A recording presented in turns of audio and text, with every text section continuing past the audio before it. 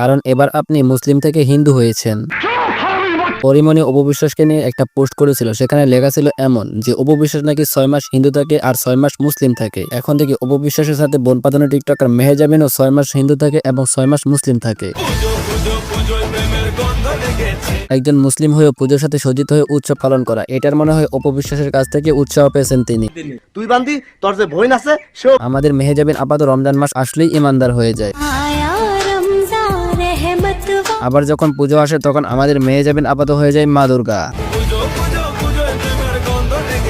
এখন এই সমস্ত কাজের জন্য যখন মেহেজাবিন আপাকে জিজ্ঞেস করা হয় আপনি এই সমস্ত কাজ কেন করতেছেন, তখন আমাদের মেহেজাবিন আপার উত্তর, আমি মনে করি ধর্ম যার যার উৎসব। তাহলে আপা আমাদের কোরবানির ঈদে আপনার কোনো হিন্দু ফ্রেন্ডকে দেখেছেন গরুর গোশত খেয়ে আমাদের সাথে কোরবানির ঈদ উদযাপন করতে?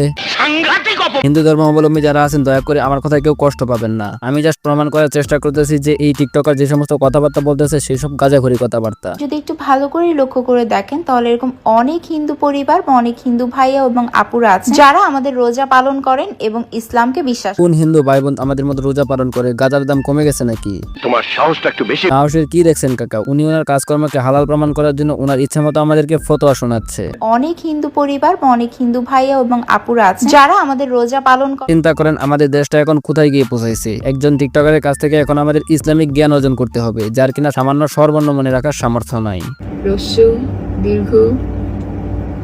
এর মতো অশিক্ষিত টিকটকার যে কিনা এই সমস্ত কাজ করে হাজার হাজার ফলোয়ার বানাইছে, তার কাছ থেকে শিখতে হবে কোনটা হালাল আর কোনটা হারাম। একদিকে পঞ্চমীর সাথে নেট দুনিয়া কাঁপাচ্ছে, অন্যদিকে রমজান মাস আসলেই ইসলামের ভং ধরবে।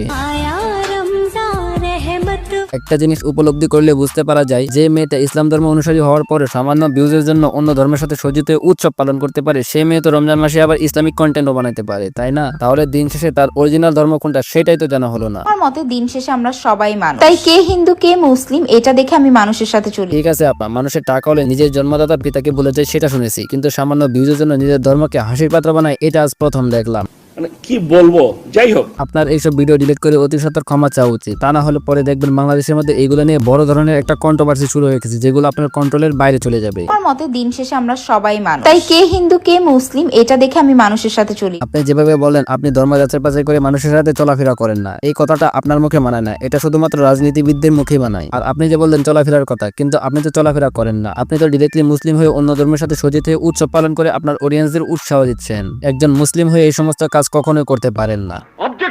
আপনাদের কোনো অভিযোগ থাকলে কমেন্ট বক্সে জানাইতে পারেন। আর ভিডিওটা কেমন লেগেছে কমেন্ট করে জানান। ভালো লাগলে লাইক করেন, পেজ হলে ফলো করেন, আর ইউটিউব চ্যানেলে হয়ে থাকলে সাবস্ক্রাইব করেন। তো দেখা হচ্ছে পরের কোনো ভিডিওতে, সে পর্যন্ত সবাই ভালো থাকবেন, সুস্থ থাকবেন, চিল অ্যান্ড টেক কেয়ার।